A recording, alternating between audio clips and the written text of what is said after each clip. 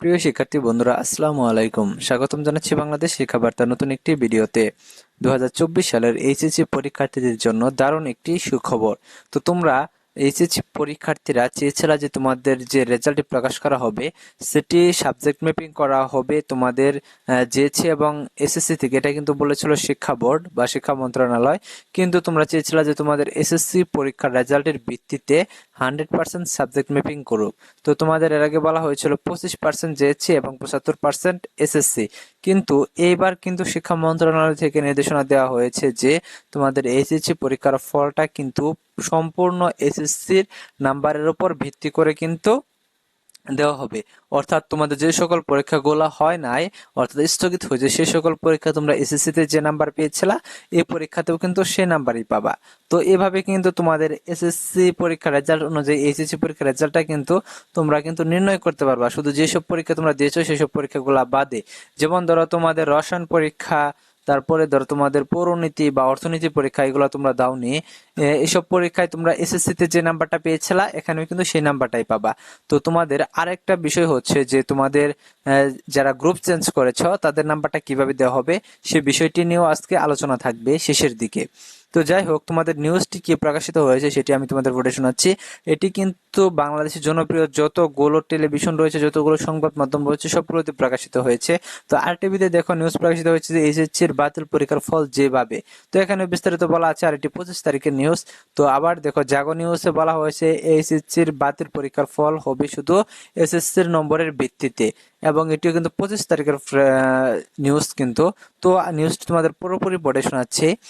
HSC ও সমমান পরীক্ষার ফল প্রস্তুতে অবশেষে শিক্ষা মন্ত্রণালয় থেকে আন্তঃশিক্ষা বোর্ড সমন্বয় কমিটিকে নির্দেশনা দেওয়া হয়েছে। তাতে বাতিল হওয়া পরীক্ষাগুলোর ক্ষেত্রে শুধু পরীক্ষার্থীদের এসএসসিতে প্রাপ্ত নম্বরের ভিত্তিতে সাবজেক্ট ম্যাপিং করার নির্দেশ দেওয়া হয়েছে।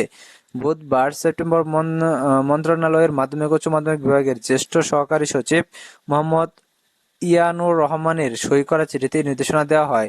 চিঠিতে বলা হয়েছে, এইচএসসি ও সমমান পরীক্ষায় যেসব বিষয়ে পরীক্ষা অনুষ্ঠিত হয়েছে সেসব বিষয়ে পরীক্ষার উত্তরপত্র মূল্যায়ন পূর্ণমানের ভিত্তিতে প্রস্তুত করতে হবে। অর্থাৎ তোমাদের এসএসসি তে যে নাম্বার পেয়েছিল সেটার পূর্ণ মানটা কিন্তু তোমাদের এইচএসসি দেওয়া হবে। অর্থাৎ এইচএসসি পরীক্ষায় তোমাদের এসএসসি পরীক্ষায় যে রেজাল্টটা হয়েছিল সেটাই আসবে।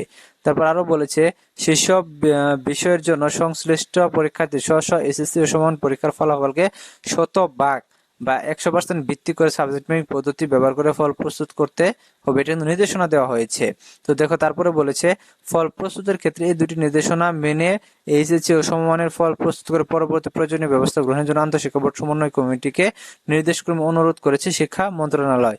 চিঠিতে দেওয়া নির্দেশনার সত্যতা নিশ্চিত করেছেন আন্তঃশিক্ষা বোর্ড সমন্বয় কমিটির ও ঢাকা শিক্ষা বোর্ডের চেয়ারম্যান অধ্যাপক তপন কুমার সরকার। তো যাই হোক, এখানে কিন্তু তারা বিস্তারিত বলে দিয়েছে যে তোমাদের পরীক্ষার রেজাল্ট আসলে কিভাবে তৈরি করা হবে। তোমাদের যেহেতু সাবজেক্ট ম্যাপিং করা হবে সেটা কিন্তু তোমাদের এসএসসি পরীক্ষার রেজাল্টের ভিত্তিতে করা হবে। তো আর টিভিতে আরেকটি নিউজ আমরা এখানে দেখলাম যে কি, এই যে বাতিল হওয়া পরীক্ষার কথা এখানে বলেছে, এবং তোমাদের যে সকল পরীক্ষাগুলো অনুষ্ঠিত হয়েছে সেই সব বিষয়ে কিন্তু পরীক্ষার উত্তরপত্র মূল্যায়ন পূর্ণমানের ভিত্তিতে প্রস্তুত করতে হবে।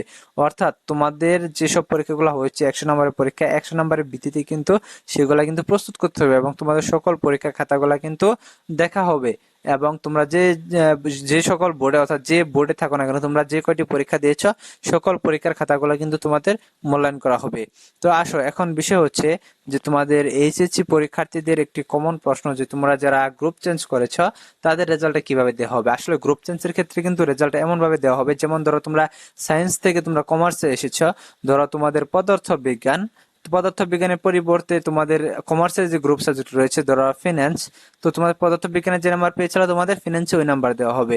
তারপর ধরো রসায়নে যে নাম্বার পেয়েছিল সেটা তোমাদের ব্যবস্থাপনায় সেই নাম্বারটা দেওয়া হবে। এরকম ভাবে তোমাদের সাবজেক্ট অনুযায়ী এক সাবজেক্টের বদলে আরেক সাবজেক্ট নাম্বার দেওয়া হবে, কিন্তু তোমাদের এসএসসি তে যে নাম্বার পেয়েছিল সেই নাম্বারটা কিন্তু তোমাদের এইচএসসি পরীক্ষায় দেওয়া হবে, যা শুধু সাবজেক্ট চেঞ্জ। অর্থাৎ যেমন ধরো তোমরা কৃষি শিক্ষা যদি পেয়ে থাকো, তাহলে এখানে তোমাদের কৃষি শিক্ষা যদি না থাকে ইন্টারমিডিয়েট বা এইচএসসি তে, তাহলে অন্য কোনো সাবজেক্টে কৃষি শিক্ষার নাম্বারটা দেওয়া থাকবে। এরকম ভাবে তোমাদের সায়েন্সে থেকে তোমরা কমার্সে যাও, কমার্স থেকে আর্টসে যাও, তোমরা যাই করো না কেন তোমাদের যে নাম্বারটা তোমরা এসএসসি তে পেয়েছিলা সেটাই পাবা, জাস্ট তোমাদের ওই সাবজেক্টের পরিবর্তে অন্য সাবজেক্টের নাম্বারটা দেওয়া হবে। তো আজকের আপডেট এই পর্যন্ত, পরবর্তী আপডেট আসার জন্য তোমরা অবশ্যই অপেক্ষা করো।